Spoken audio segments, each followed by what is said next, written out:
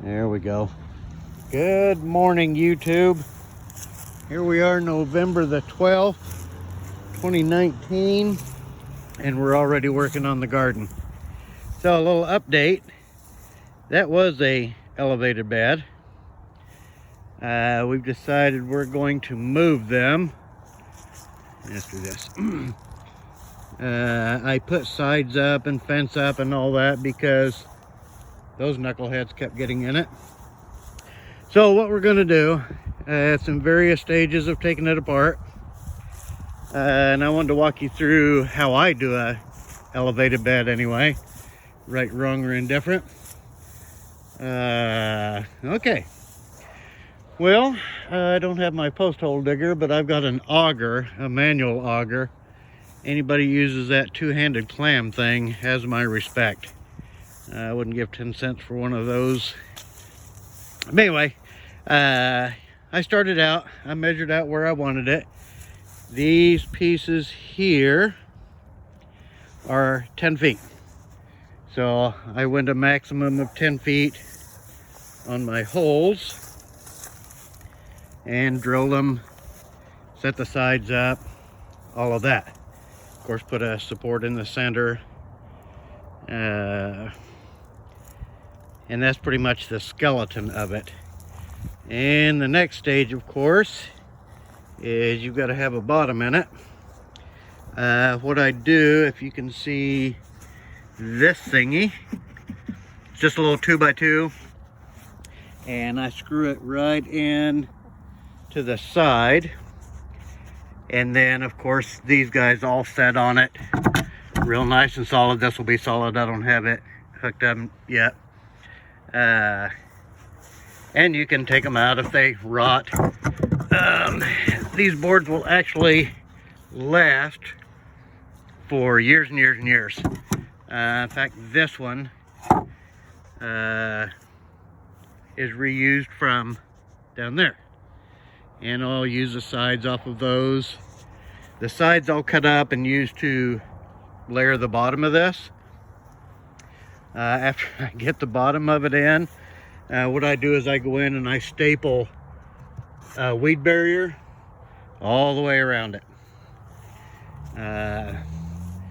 Last couple of years we've had weeds grow out the side and all that, and I don't like that, so we're gonna try a weed barrier, see how that does.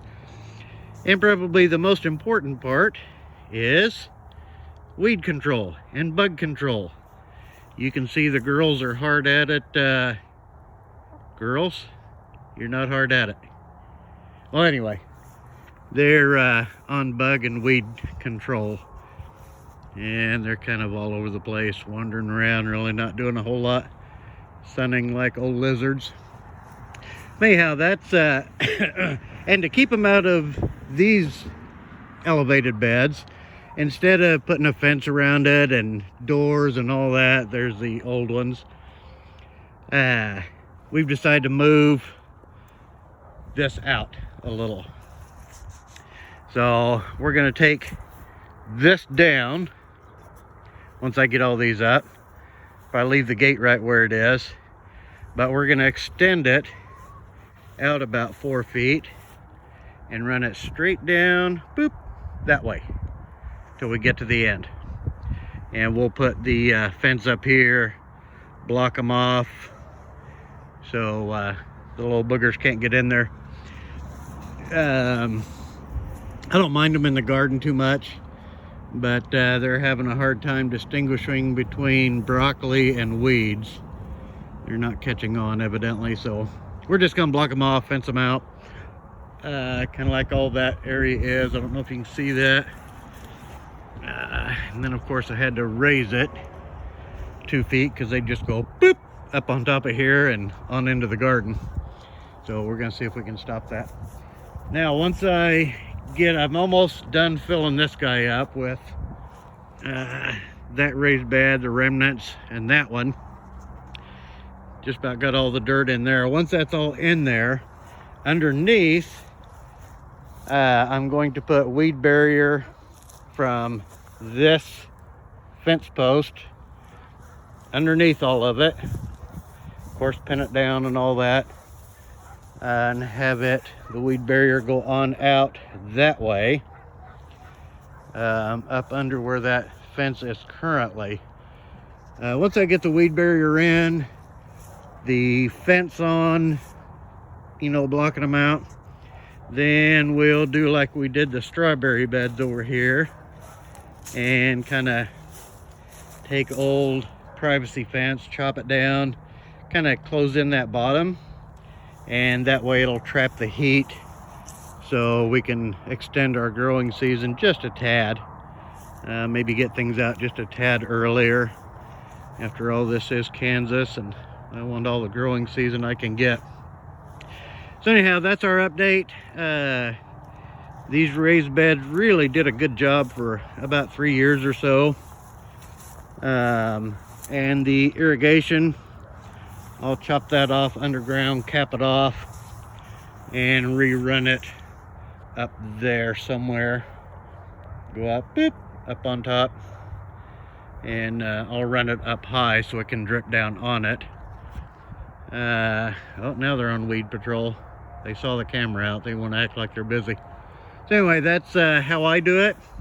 Don't know if that's right, wrong, or indifferent. That's kind of the finished product, minus the weed barrier underneath, the fence on the outside to keep those knuckleheads out.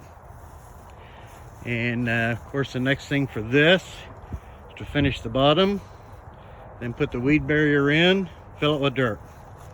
This guy, I've got a couple of more pieces on the ends to put in, and then I'll put my 2x2s along the bottom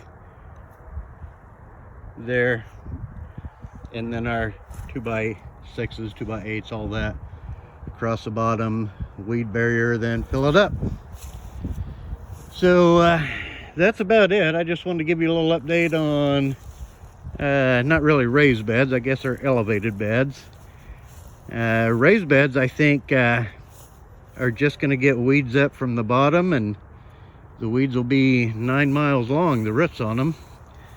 So by elevating it, the only chance of weeds getting in is if they blow in, because I know these girls wouldn't bring any in. Look at that, she's hard at it. She saw the camera and she's going to show you she's worth every penny. And her, she's getting weeds, maybe a bug or two. Anyhow, that's all I've got for today. I just wanted to update on that. Hey, CQ. And that's our orphan, CQ. Somebody donated her to us, Cinnamon Queen. So that's about it for the raised bed.